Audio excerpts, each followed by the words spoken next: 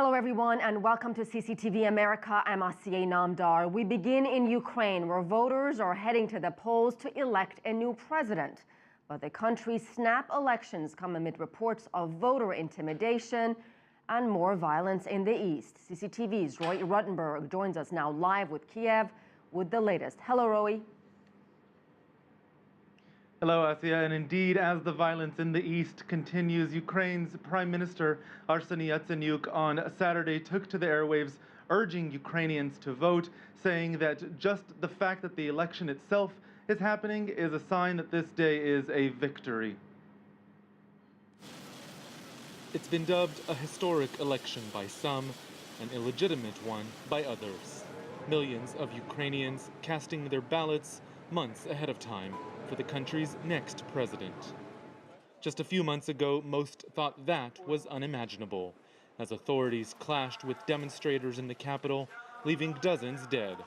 Ukraine's then President Viktor Yanukovych headed to Russia, his longtime ally. A new parliament called for a new vote to replace him.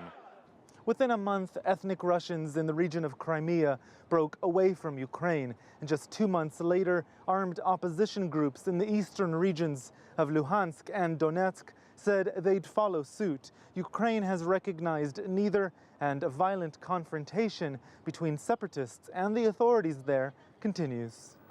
Still, the government vowed to push ahead with elections.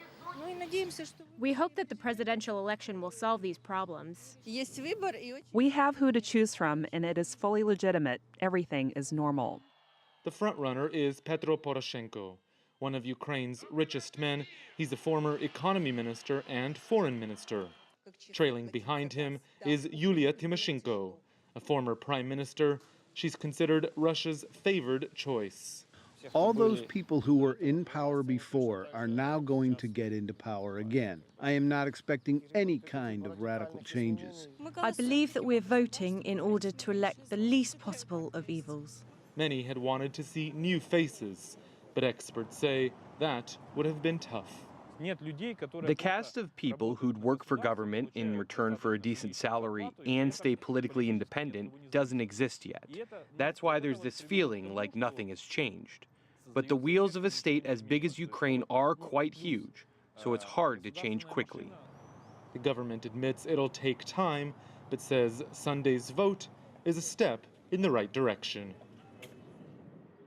And officials here tell us that some 60,000 public officers and state authorities will be on hand, 16,000 activists protecting some of these polling stations and areas of elections, and more than 1,000 foreign observers here in this election of more than 40 million people in Ukraine.